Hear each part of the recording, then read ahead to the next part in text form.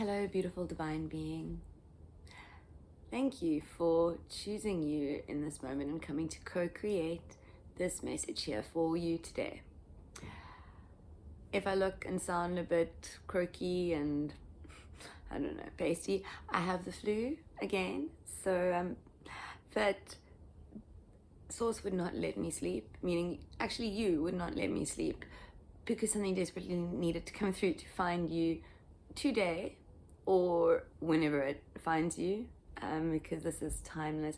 3-3, this is very much, I love the co-creative play that is occurring at this moment, that I feel this deep sense of, this deep connection to those of you who this message resonates with. Okay, beautiful being, if you feel called to ground yourself in this now, in this moment where we are co-creating something that has not been created, a message designed to meet you where you are at. There will be something very specific in it for you. You will feel it, you will know it. Okay, grounding ourselves in this moment. Breathing in and holding in your heart space before fully surrendering on each exhale.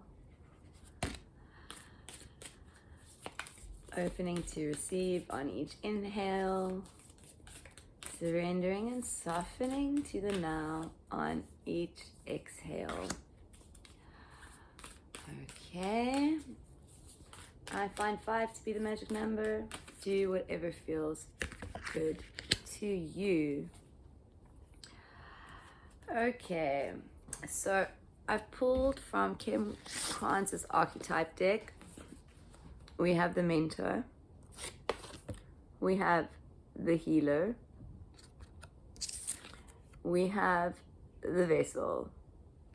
Okay, I am being called very much to read from the book on the mentor, so I'm going to do that. The other 2 cards I will speak about in relation to the reading. I've also been called to take out Kim Kranz's animal spirit, to take a card at the end of the reading, so we'll see why. Let me just locate this card. It's 6, right? If I'm not mistaken.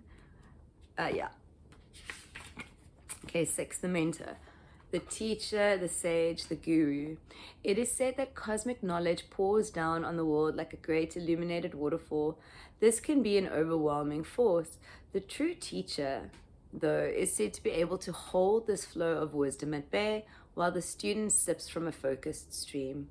The mentor archetype has a gift for reading the room, for sensing the exact ingredient that will stimulate growth within the student, whether pleasant or painful.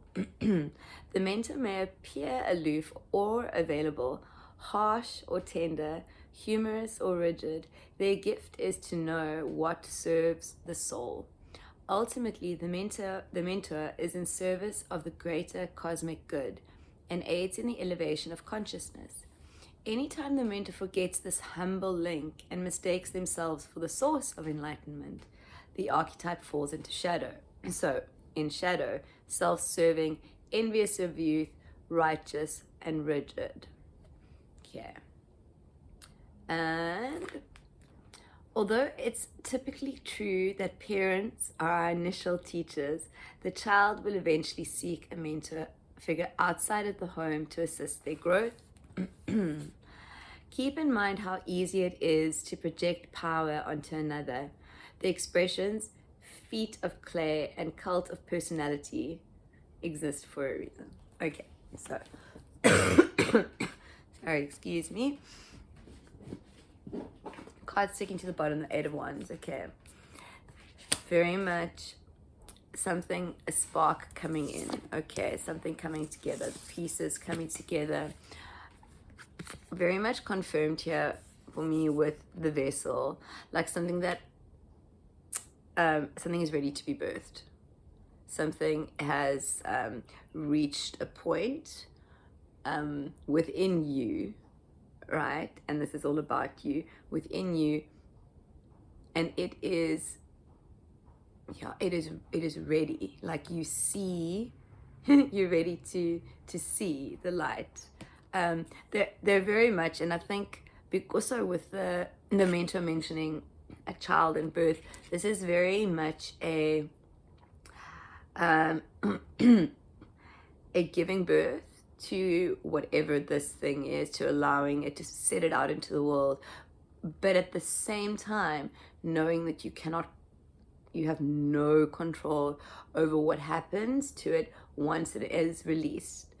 So there is very much two things happening, two very important shifts occurring, right, at the same time. And it's very interesting, the healer, right, I want to say paradoxes in the Ouroboros, if I pronounce that correctly, it's always the snake eating its own tail, right? Or no way out, like the continuation of the same thing, the same riddle, the same everything. And once again, I'm being drawn to the 3. I'm very much the feminine. I'm feeling massive feminine energy in this card, the creation, right? There is something. This is not to say that this is for females. We all have divine masculine and feminine within us. But if the masculine would be like the problem solver, the sort of figure outer, the feminine would be the receiver, the truster, the knower, the intuitive. Okay, so this is very much about your divine feminine awakening and you trusting your intuition. Some cards fell to the floor. I'm not being guided to take them, but I am being guided to take some more cards. With this mentor card, this owl, okay, 5 of Cups with 5 of Wands at the bottom, and at the top of the deck, 4 of Pentacles. This is not going to be a long message. These are all the cards I'm going to pull, except for a clarifier here on this 4 of Pentacles. This pinnacle moment that is occurring, right? Because you're setting the stage, right? You're setting the stage on fire. You've built the stage now. You've built your foundations. You are releasing. You have released that which is not for you in the emotional space, right? With the 5 of Wands and the 5 of Cups coming out together, this change, it's the alchemy. There's alchemy that is occurring here in the 5 of Cups, and it creates a spark. 8-8, as I say this, right? It creates a spark. Very much being called here to the light. Like, this is a stepping out of being the student and remembering that you are the teacher as well. And okay, pulling a clarifier on this 4 of Swords, this 4 of Pentacles, because I do feel that something is being held onto. So let's see what they're going to give us here.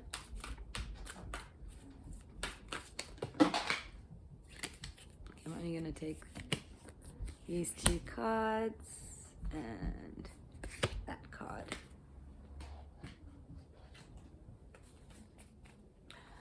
Okay, we have the 4 of Cups, we have the 4 of Swords, we have the Ace of Pentacles. Okay, in this transformative stage, there is sometimes, as we release things and there is so much space, our humans choose to want to fill it with something because we're so used to being busy with something, so used to having a busy mind, so used to thinking about everything or worrying about everything or obsessing about things. There is a huge foundational shift, and now there is maybe some too much space and you're not quite sure what to do with the space. there is newness coming in, right? In this foundational shift, 9-1, as I say this, this huge foundational shift, it will be filled. It will be filled, 9-1, as I say this, with what is truly for you. Perhaps there is, like I said, an emptiness, a bit of a void, and your human may be resisting this void. But there's so much being created, and it is more than you can imagine. Okay, I'm gonna just pull one card from here, as I was guided to, read from the book, and then that will be the message for today, because this really is about you stepping up, you trusting you, the wolf. And with this Four of Swords, there is also like a time for reflection, a time for deep rest. There is a time, 11-11, as I say this, a time for truly allowing that which is for you to come into the space that you have created. Okay, the wolf. I'm not guided to say what is coming to me intuitively. I am just being guided to read from the book today. I must say, I do love Kim Kranz's words, so I'm never upset to be reminded of them again. Okay, the wolf. Guardian of family and tribe. Activism, ritual. The wolf's mission is to uphold the well-being and longevity of the pack. Healthy wolf energy expresses itself through activism, mentorship, humanitarian efforts, or teaching, religious or political studies. The wolf gets into trouble when it assumes every member of the tribe must follow suit. This includes children walking in their parents' footsteps. Although it will surely be uncomfortable at first, practicing tolerance helps balance out of agitated wolf energy. Contemplate the following: embrace all, exclude none. When in balance, reliable, democratic, fearless.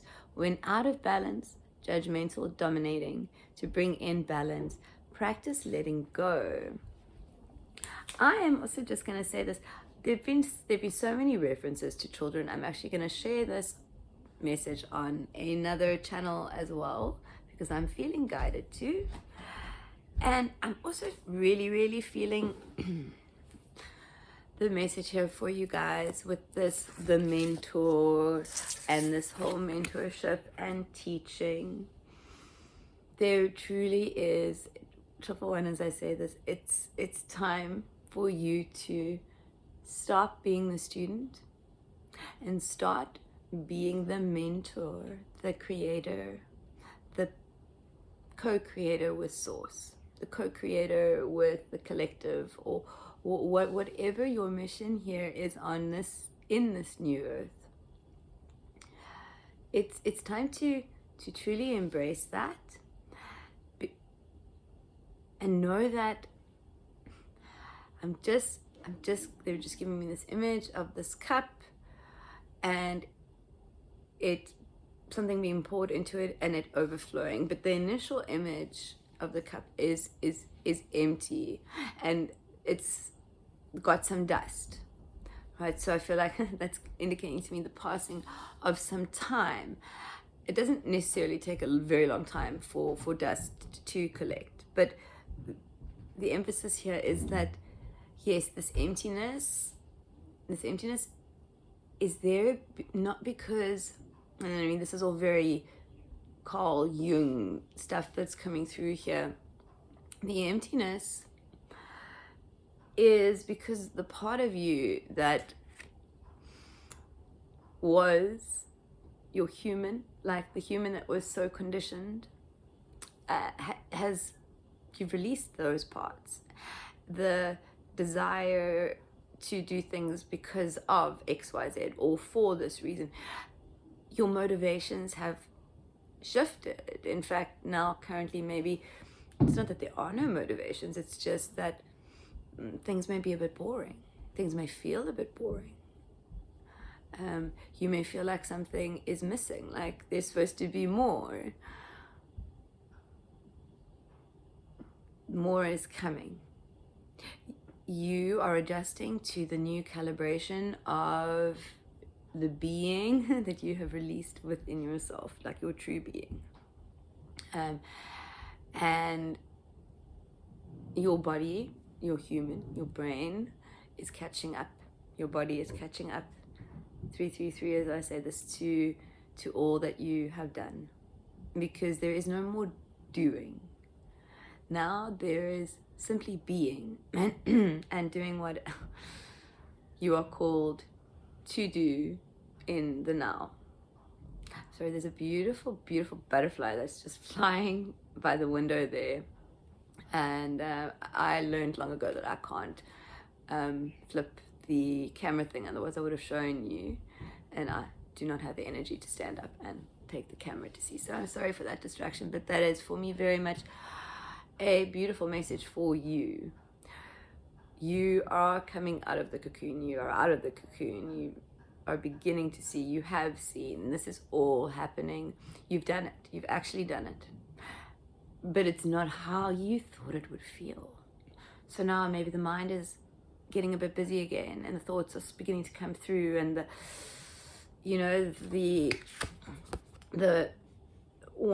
the urge to bite onto the tail is maybe coming through again. And this is very much about allowing whatever is coming into this new space to come in.